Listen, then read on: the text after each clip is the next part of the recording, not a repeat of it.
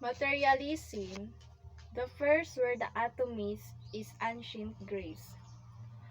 The founders of this theory was the Greek philosopher Leositos and his disciple Democritus around 460 to 370 BC.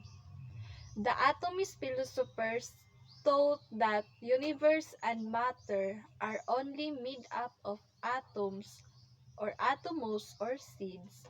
These are invisible particles nag-assemble by chance and in purely mechanical way. Kani nga belief aims that comfort, pleasures, and wealth are the only highest goal. Ang materialism mao ni ang mga paniniwala sa mga material na mga butang o proseso kay mao ang pinaka-importante sa pagsabot sa atong kalibutan ug sa atong mga kaagi. Ang halimbawa ani ang pag-unlad ng teknolohiya at pagkonsumo tulad sa cellphone, computer, mga sakyanan, nakaapekto siya sa pagtaas sa konsumo sa mga material na bagay. Stoicism. Epicurus continued the theory of materialism, which does not buy any notion of afterlife. The hedonists see the end goal of life is attaining pleasure. For hedonists, since life is limited, one must indulge itself with pleasures, eat, drink, and be merry, for tomorrow we die. These strive to maximize their total pleasure and pain, and if the pleasure was finally gained, happiness remains fixed. Si Epicurus ang nag-continue sa theory sa materialism. Ang hedonism mo'y ang pinakasimple nga paagi mao ang pagpangita sa kalipay o paglikay sa kasakit. Makita nato ang hedonism sa paggamit sa mga teknolohiya aron mapauswag ang atong mga kasinatian ug makunhura ng atong mga pag-antos. Halimbawa ani kay kalingawan, parehoan ng mga video game, streaming service ug social media. Naghatag ka nato og bag-ong mga paagi aron mag-enjoy ug mag-relax. Stoicism is one of the schools of thought in philosophy created for those who live their lives in the real world. It was founded in Athens by Zeno of Citium, early 3rd century BC. Stoicism asserts that virtue, wisdom is happiness, and judgment should be based acts on behavior rather than words. Ang mga tao, wala sila any control and must not rely on external event. Only for themselves and their responses. Kani nga pilosopi nagatabang ni siya para sa mga tao para ma-overcome destructive emotions and acts on what can be act upon. Ang Stoicism also differ from the schools of thought with its purpose as a practical application rather than intellectual enterprise. Ang Stoicism ang pinakasimple pod nga paagi sa pagtudlo nga kinahanglan natong dawaton ang mga butang nga dili nato makontrol ug mag-focus ta sa mga butang nga anaa sa atong gahom. Ang Stoicism mahimong makita sa paggamit sa mga teknolohiya aron mapauswag atong abilidad sa pag-atubang sa mga hagit sa kinabuhi ug mapanalipdan ang atong kalinaw sa hunahuna. Example ani kay ang paggamit sa teknolohiya para sa pagkat-on o pag-uswag parehas anang internet o ubang mga teknolohiya sa edukasyon.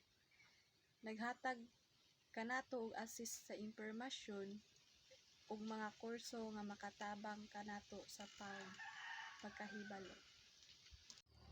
Theism, the ultimate basis of happiness for theists is communion with God. They believe that they can find the meaning of their lives by using God as the creator of their existence. Theism is a belief that one or more gods exist within the universe, and that gods are often omniscient, all-knowing, omnipotent, or all-powerful, and omnipresent or all-pervasive.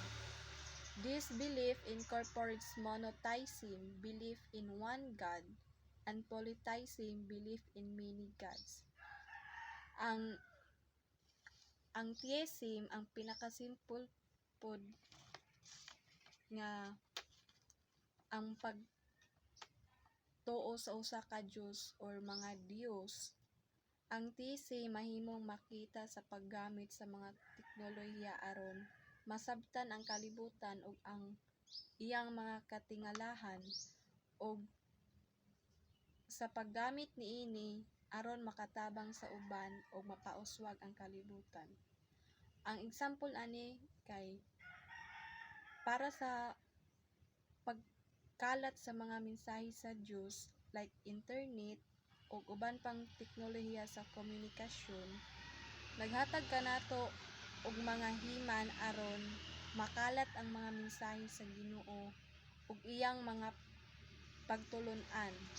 Ang paggamit sa mga teknolohiya sa komunikasyon mahimong makatabang sa pag-abot sa daghang mga tawo ug sa mga pagkigbahin sa gugma sa Dios. Humanism is another school of thought that affirms that human beings have the right and responsibility to give meaning and shape their own lives.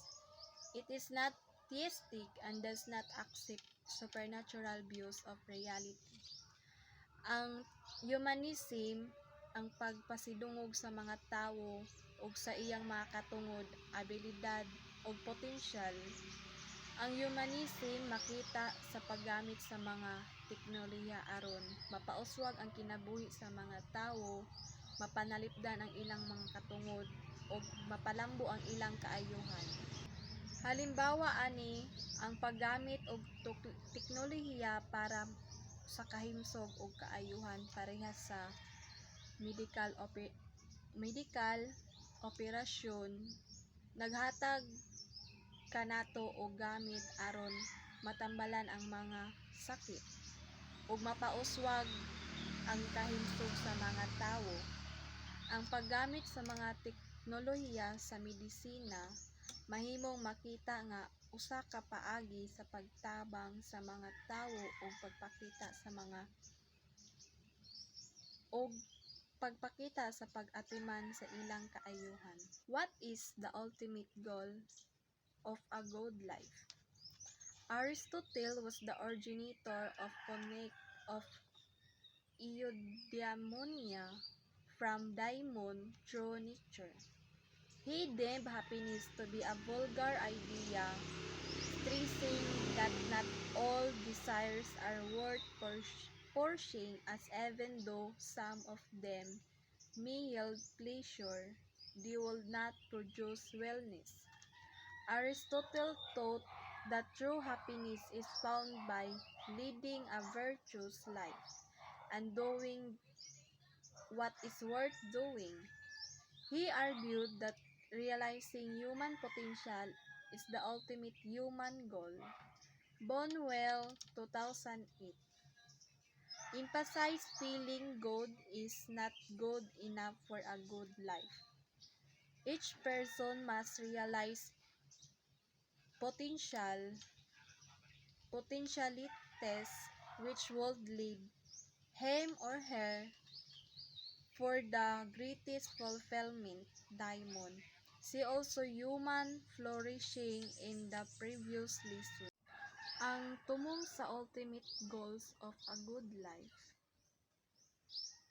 Ang usa ka maayong kinabuhi parehas sa mga pilosopo ug mga kultura nga prinsipyo ug mga tinguha nga nagtunong sa mga pagkamatinud-anon, parehas sa kalipay ug kausaban, pagtuo sa espirituwal ug pagtahod sa kaugalingon sa ubang mga tawo.